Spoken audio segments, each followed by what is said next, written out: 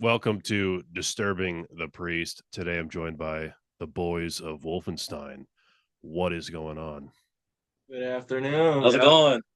It's going good. It's nice for you guys to join me on the podcast. You have a new record out Yeah. now, which is very exciting. So Yes, Grenade.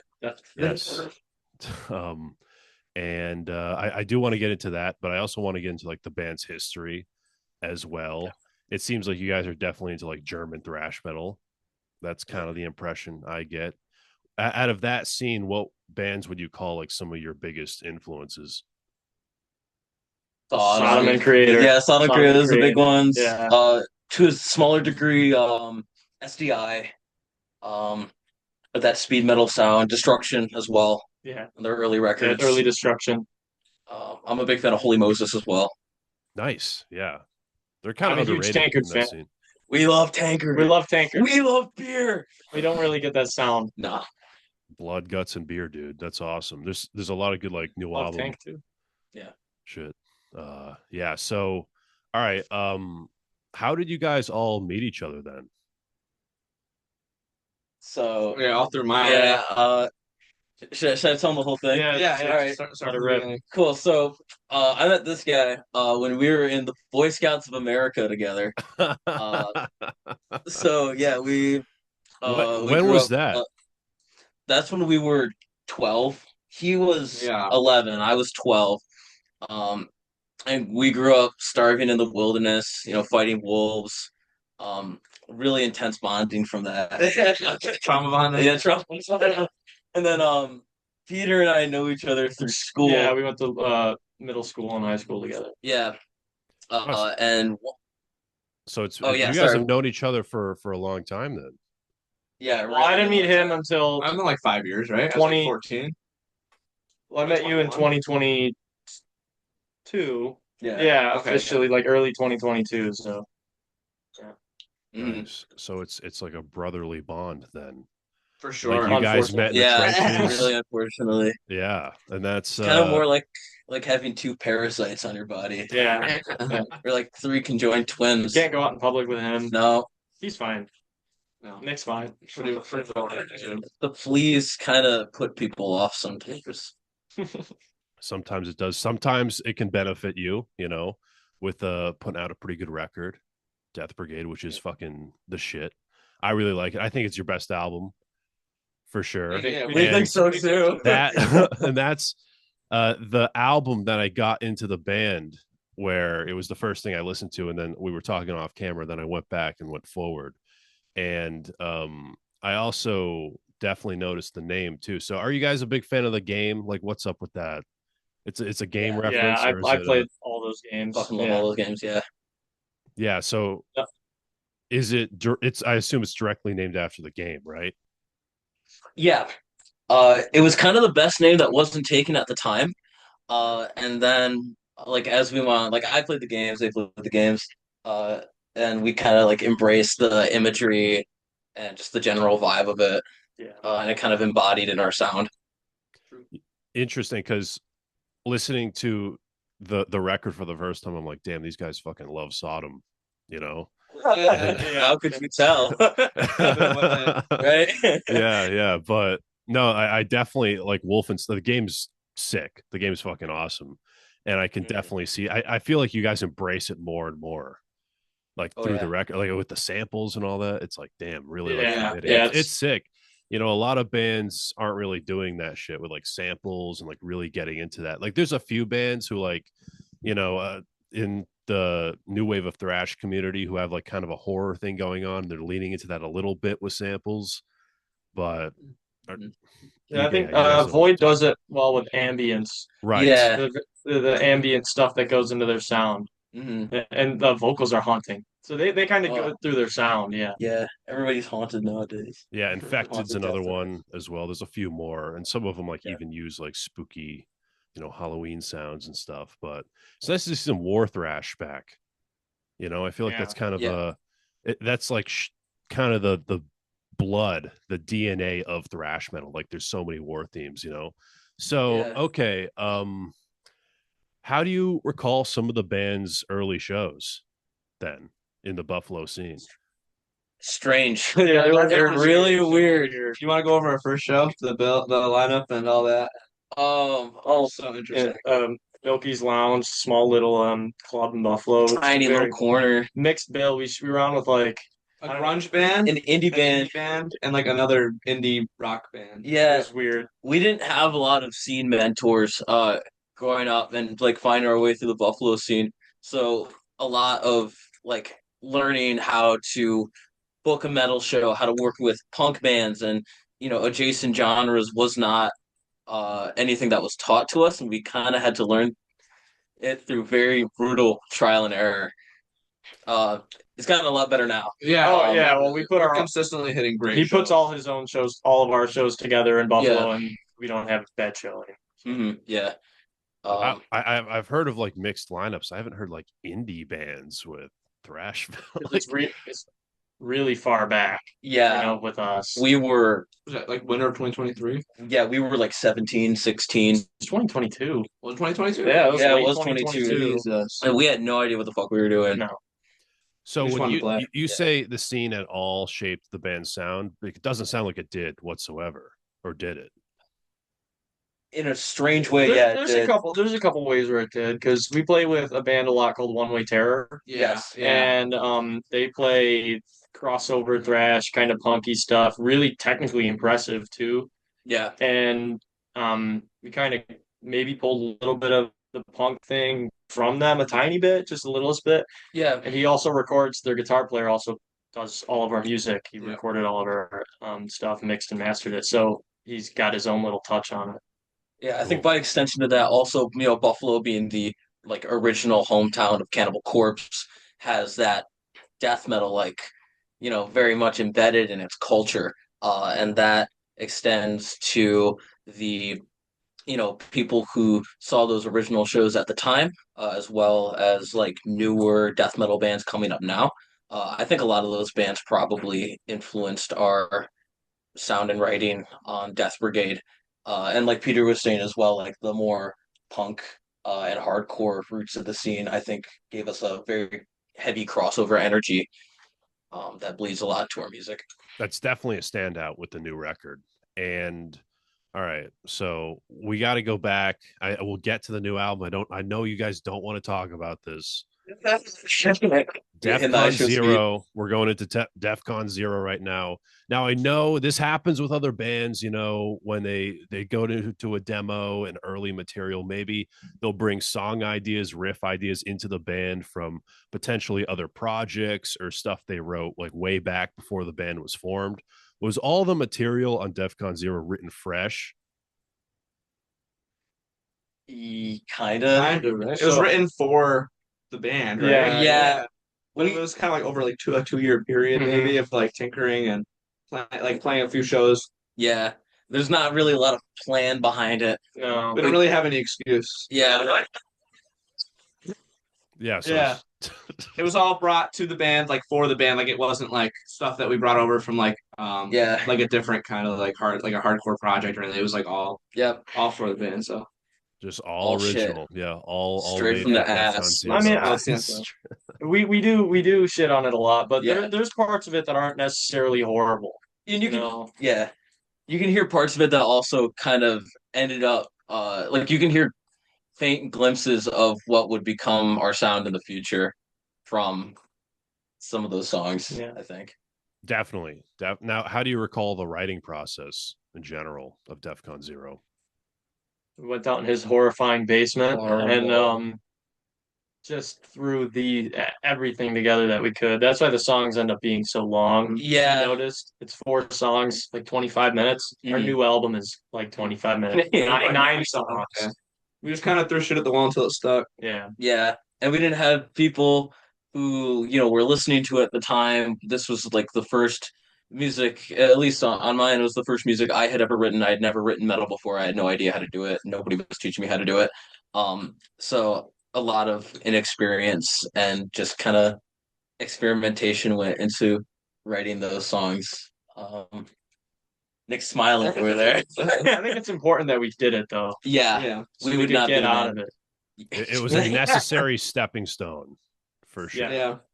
We Yeah. wouldn't be the band now if we had not written that music I before. just wish our early stuff was more like in the sign of evil early stuff, Yeah, I know. rather than like just I don't even know how to describe it, just bad thrash. Weird shit. Yeah. So right after that, you did the split with One Way Terror. Yep. Yeah. And That's what so should change. how'd that come to be? We played a show in I think it was the December of 23. Yeah, sounds Yeah. Yeah, yeah. And I was hanging out at the merch table, and one of the guitarists of One Way Terror, great guy named Joe Lysing, comes up to me, and he said he really liked our stuff. He really liked our set. Um, and his band, One Way Terror, wanted to record a split where they do two songs, we do two songs, and then just put it out there. We had just written two songs for what would become Capital Punishment. Yeah. And we decided that those were the best songs to cut and throw them on the split. We still play Bring Down the Axe live, so Yes, we do. that's like a staple. We were at that point writing much better material than DEF CON Zero era. Yeah. Yeah. Were you guys like just always constantly writing, or is it more of Yes. like waves? Oh yeah, just always. We're just always making new music. Awesome. Yeah. So something I did notice, New York City, you cut it down to 2 minutes or 2 minutes and Yes. 59 seconds, whatever it is, Yeah. from like, what Yeah. was it, 6 minutes? Nearly, Before? yeah. Too long. I mean, it had that whole intro part that's on DEF CON Zero that we just cut. Yeah, Yeah, that was like Yeah. a 2 minute. Yeah, that was long. So you just didn't like the length and you're just like, fuck this. We got to cut like 80% of it. Well, that part was a little weird. It didn't really fit Yeah. what the song was going for. Yeah. I think, for being like speed punk and had like that weird Like the intro bridge that, like, took too long. section in the longer version. Yeah, Yeah. that Yeah. too. I don't know how we even like got Came up with came that. up with that or like sat down to record it. And we're like, yeah, this is a banger. Well, I'm pretty sure the first half was written first. Yes, it was. And then the second half came along, and we just liked the second half better. Looking back, it's almost like an Amoebics section, like one of their like more like low key guitar parts that they'd have like as an intro of their song. I wonder if that would kind of not end up being like an influence later, but I wonder if that was almost like an omen of what was to come. Maybe. Yeah. Yeah. So tell me a bit about that record, Capital Punishment. Like, what do you remember about making that album? Like, how much different was the writing process there to DEF CON Zero? It's a lot more streamlined. Yeah, we were more locked in. Yeah, we had cut music, we had played music, and seen what worked with like people, audiences. yeah, and had like actual criticism of the music that we had made before. And we just put our noses on the grindstone. We just wrote I think what is it, 7 songs on that album? Yeah. So, We just wrote 7 songs back to back. We weren't entirely sure of what we wanted us to sound like. We had a big list of influences, but yeah, it just kind of ended up becoming Capital Punishment. Yeah, and then you guys got signed to CDN Records, right? Where's that that on was- the timeline? That was actually more recent. That was after we recorded the was the newest summer. album, That was the summer. and we went on tour with two bands, Consuming Misery and Decedent, both death metal, and Yep. we played a show in St. Catharines, and Cannibal Cam from CDN was there, and he asked us if we wanted to sign kind of right then and there, because I guess we maybe put on a decent show that night. Right. definitely a good, cool venue. Yeah, that was fun. Hell yeah. What's your relationship like with that label? How's it been working with them? It's good. Mm. There's as there is with everything, there's little bumps in the road, but Yeah. it's been very beneficial. Mm-hmm. Nice. So what now we're Death Brigade, the new record. Let's get into it. It's the best album, I think, by far. And not dissing anything else. I do like past material, but it's like, wow, like it's such a massive step up and it really got my attention. So what was your approach to the songwriting process here? So coming out of Capital Punishment, we had cut that album and we had it ready for release. However, I remember being very unhappy with the sound and the tone of the music. I think in the summer of had to have been 25 that we started writing Death Brigade. No, summer 24 when we had some of the material put together, like Bio-Suicide. Yeah. We were playing that in the summer of 2024. Yeah. We were playing that stuff 25 early. was already cut. Yeah. And we were, I don't know, we had a lot of that stuff written beforehand. Like American Reich is old. That song's old. Mummified Remains is kind of old. Yeah. Most of the stuff was written long before that album came out because we were kind of unhappy with the Capital Punishment direction. Yeah. Yeah. I know we wanted to go to a place that was a lot darker, that was a lot heavier, a lot more inspired by bands like Toxic Holocaust, Sepultura, Crater and Sodom, which, of course, get mentioned a lot by us. And Demolition Hammer is a huge one. Morbid Saint. Yeah. And I know, at least on my end, I had been listening to a lot of a wider variety of extreme music, ranging from like old school death metal, first wave black metal, crust punk, some early grindcore like Repulsion, and extreme noise terror, stuff like that. And yeah, we just wanted to blend that into a sound and create something much more extreme than anything we had put out before or that we'd heard from our contemporaries. That's awesome. Do you see the band like going more in that direction, like leaning more into that in the future? Absolutely. Yeah, for sure. Yeah. It's only getting heavier. Yeah, more into like death thrash kind of stuff. Yes. That's awesome. I feel like that really works with your guys' like sound. Thank you. Thank you. Yeah. So okay, when it comes to songwriting, do you feel like the band's creative chemistry has evolved over time, or has it kind of just been the same process? That's a good question. That is a good question. It's kind of a curveball. It's kind of similar to what it used to be. He does a lot of the heavy lifting, at least coming up with song concepts. And then, he brings it to the table and we put the riffs together, we put the sections together. It's gotten more, everyone's gotten more involved as time goes on. Yeah. Whereas it used to like be just him doing everything. Yep. But now everyone's contributing. But that's kind of always the way it's been. But it's getting more of a team. Yeah. Kind of thing. Now that we're a three-piece, I think it's become much more natural. It was harder with we were once 5 and then 4 and now we're 3. So it was harder before. When were you guys a 5-piece? For like Capital Punishment. For the Capital Punishment is 5 people on it. Yep. Oh my god. Yeah, it was. And that was we were 5-piece from we were 5-piece from the summer of 2024 to the winter of 2024. Yeah, 24. Yeah. Into 25. Yeah. In 25, we cut down to a 4-piece, and then in the spring we were down to 3. Yeah. Wow. I'm afraid I'll contact you guys in like 2 years, and it'll be like a solo project. Like what the Nick fuck? solo. Just like cut the members in half. That's crazy. But I feel like you guys being a 3-piece is the move.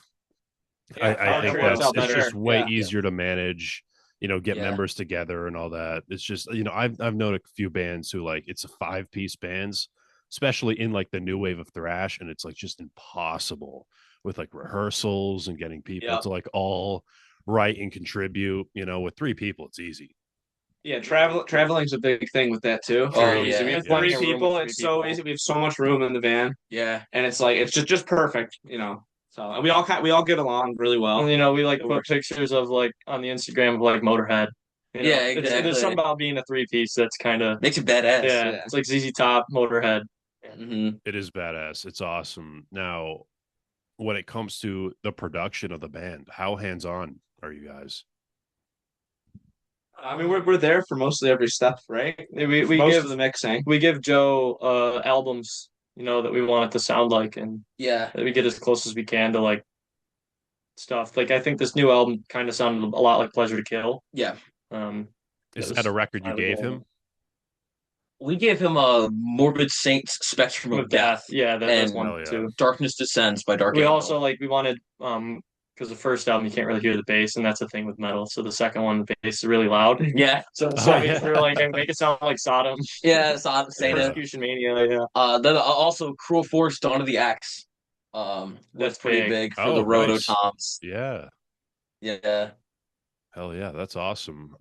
I do love the something I do want to shout out, the guitar tone on the new record. I think is just like awesome. Like, how much did you consider? Like, how much went into that, getting like the right guitar tone? Yeah, honestly, I feel like for that one, we got the tone pretty quick. I'm in the when we cut guitars, we have the head in like the mixing room and then in the ISO room in the booth, then we listen through the monitors. So we hear exactly what'll be like on the record, without any like interference from the cab. But it really only took us like maybe 20, 30 minutes once we were all plugged in to kind of dial in the tone. And then I will say a big thing is on each rhythm track, we do change out the amps. So I think we had it was like a Marshall in one channel and like an EVH Yeah, in the other one, 5150 on the other one. 5150 in the other one. And then the lead we kind of just do whatever sounds best. But yeah, I want to say a big part of that was Joe Lysang, our mixer, he's a guitar player and he really knows a lot of little tricks to kind of get it to sound good. But yeah, it really didn't take too long to get the tone, but we were really happy with it and where it sat in the mix. Yeah. So thanks for noticing it. Yeah.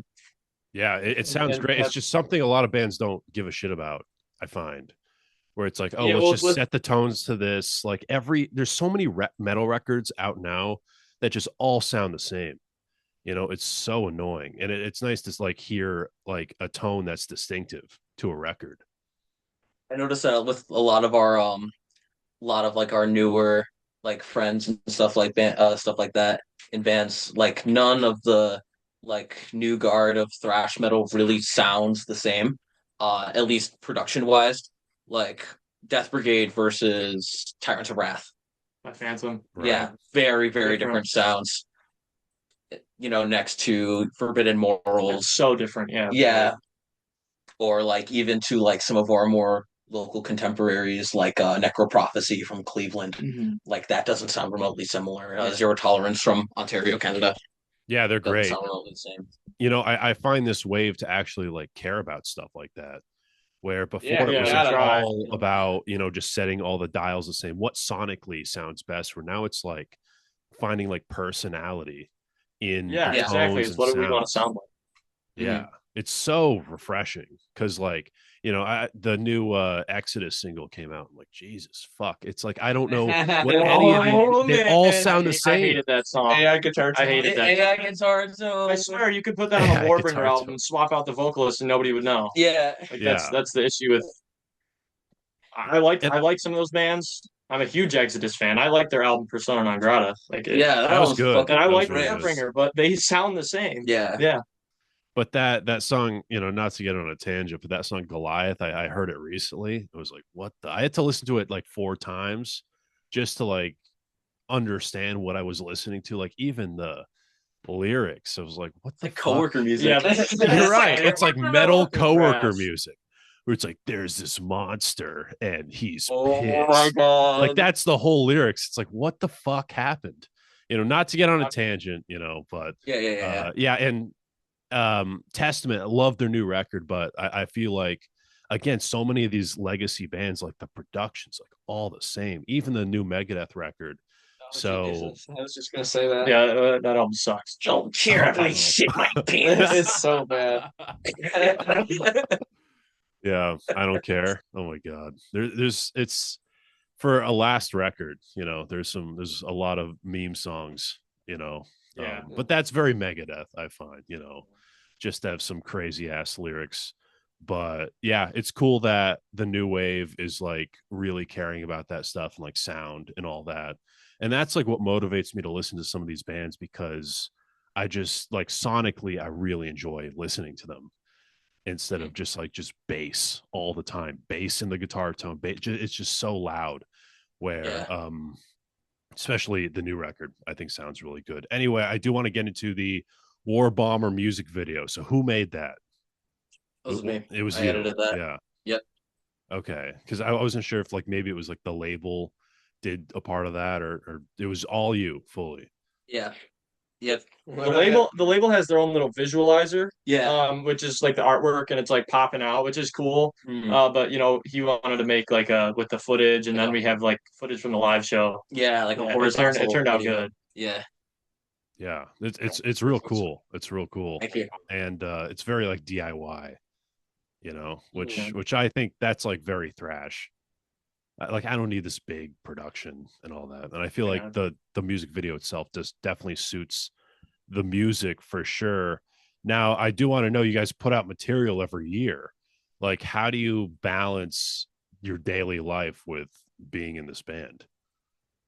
Seriously. Yeah, forget That's a good horribly answer. hard though. Yeah. It's just when we go on tour, that's working and being on tour is the biggest issue. But as far Yeah. as like writing and recording, it We turns all out find pretty time easy. for it. We find time. Yeah. Yeah. We I will say we all have jobs that are somewhat flexible where hey, I'm gonna take a week off in June, I'm gonna let you know now.